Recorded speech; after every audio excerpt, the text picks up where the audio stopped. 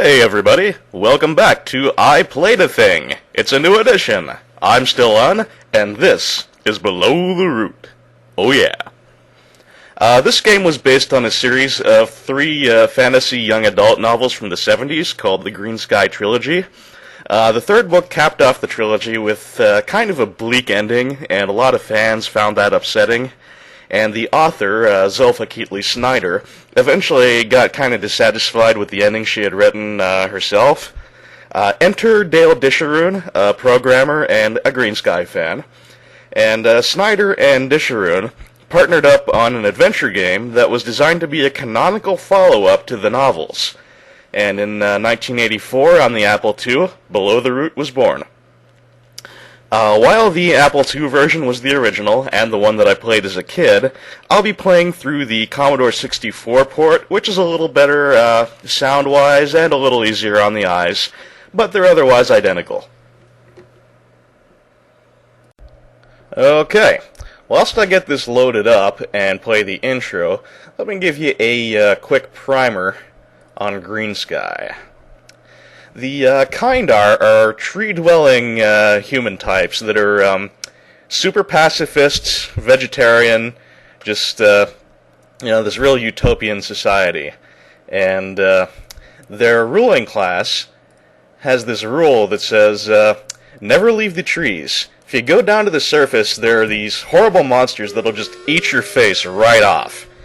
Then these alleged monsters are discovered, and it turns out they're just another race of humans called Earthlings, who are descended from Kindar political exiles sent underground like centuries ago. And this revelation just breaks up the power structure and introduces all this racial conflict and massive culture shock as the Earthlings, with their freaky meat-eating and money-using ways, try and integrate back into Kindar society.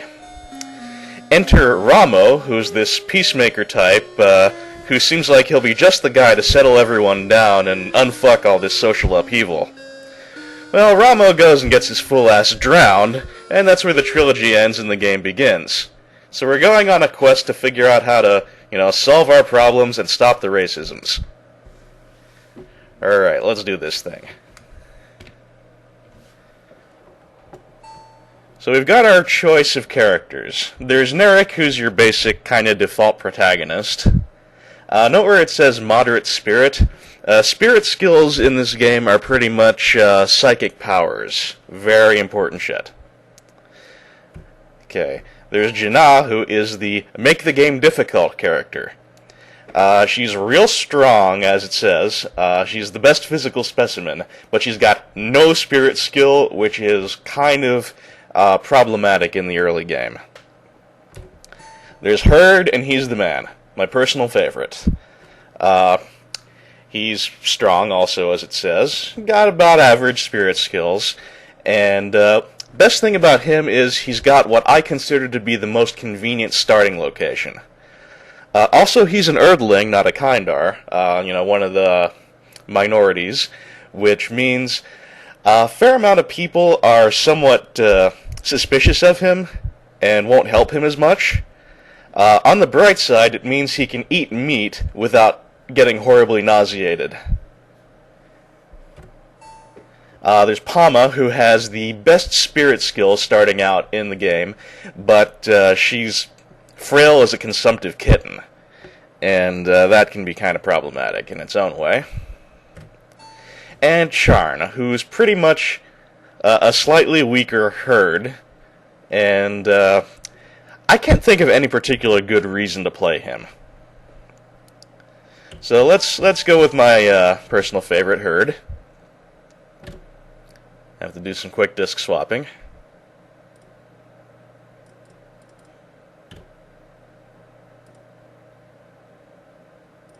Bear with me just a moment here. Alright, and this is what the game looks like. Primitive by today's standards, actually quite impressive in 1984. Let's look at our menu.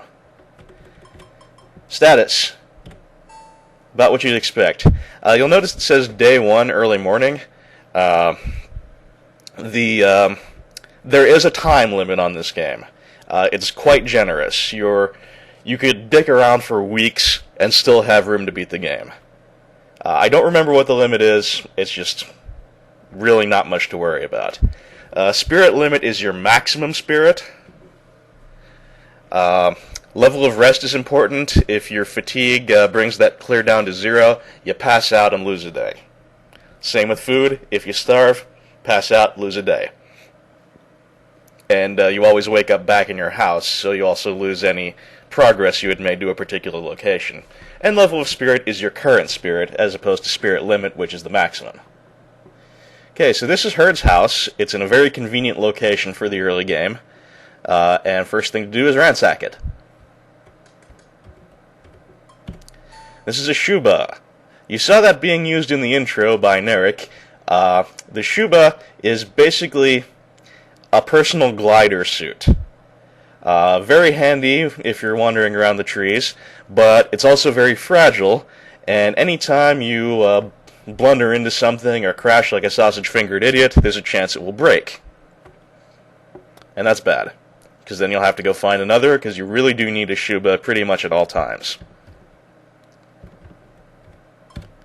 This is a token, which is the suspiciously large form of currency, which looks kind of like a toaster oven or something. Tokens and money in general in this universe are an Erdling concept, but the Kindar seem to have adopted it, and commerce now happens pretty much everywhere. Let's raid all our tokens.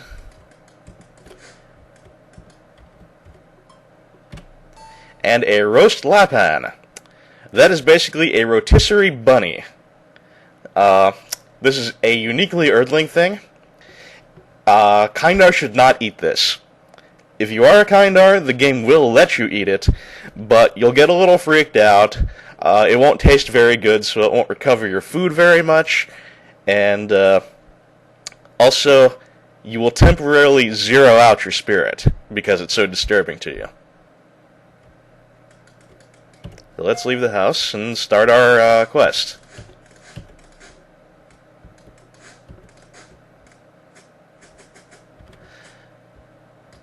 What have we got here?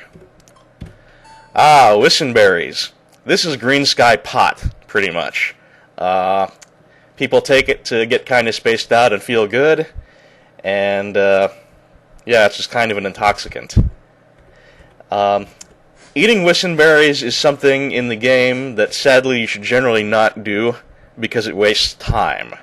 If you eat Wissenberries, you kind of space out, lie down, and stare at the clouds and giggle for a while, and you lose a day. But you can sell them, heh, and there is one part in the game where they're actually useful. In the books, there was also an item called the Pavo Berry, which was green sky crack, incredibly addictive, and it made you really sick over time with prolonged use. No Pavo Berries in the game. And that's about enough for just getting the game started. I'll be rejoining you soon with part 2, where we're really starting to get into the meat of things. I'll look forward to seeing you then.